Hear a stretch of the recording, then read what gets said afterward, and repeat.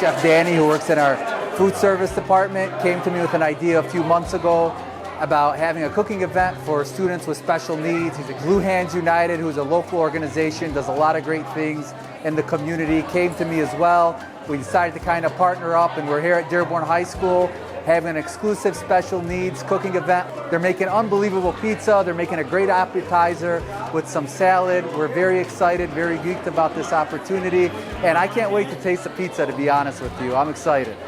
For me, I think it's just having the community come together, being able to mingle with others as well who maybe don't have a disability, and just being able to see what they're capable of doing. First and foremost, what I would like to say is thank you all for joining us today. There's going to be a lot of thank yous right now, but events like this really make our community stronger and our community much, much better. If you've ever heard me speak, I always use the adage, it takes a village, and this is never truer than for special education.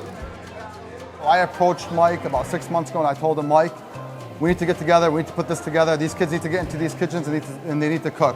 They need to get their hands dirty, and they need to get their aprons on and their chef hats on and actually doing it themselves. Because I'm sure they're used to having their parents or their guardian doing it for them. Yep. So for them to actually reach in there and grab that cheese and grab that pepperoni and slice up that cucumber and slice up those tomatoes was just an incredible experience for me personally, just to see that. Just being able to sit there and chop, and then you show them how to do it one time, and then they just get in the groove of it. I had this one kid, he just...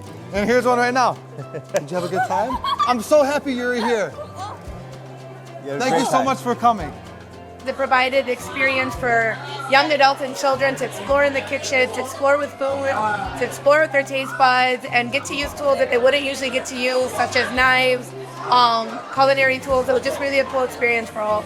Yeah, and just listening to the families of what, this is what they ask for. They want real life experiences for their kids, and this is part of it. Knowing how to wake up in the morning, prep your own breakfast, and just do as much as you can independently.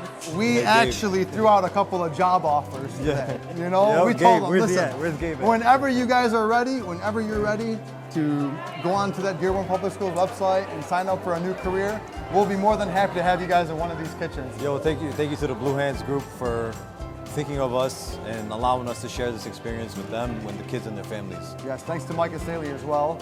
I mean, he was a big part of putting this together, and without him, honestly, this wouldn't have happened, and I'm just so happy that it finally came together and we're actually able to do it. We just really encourage parents, because even this opportunity, some parents might be hesitant at home to give their child the opportunity to help in the kitchen or to help with daily, tasks and chores. Give them the opportunity, because you never know what the child is capable of if they don't try. Let them explore, let them learn, because we learn through hands-on experience.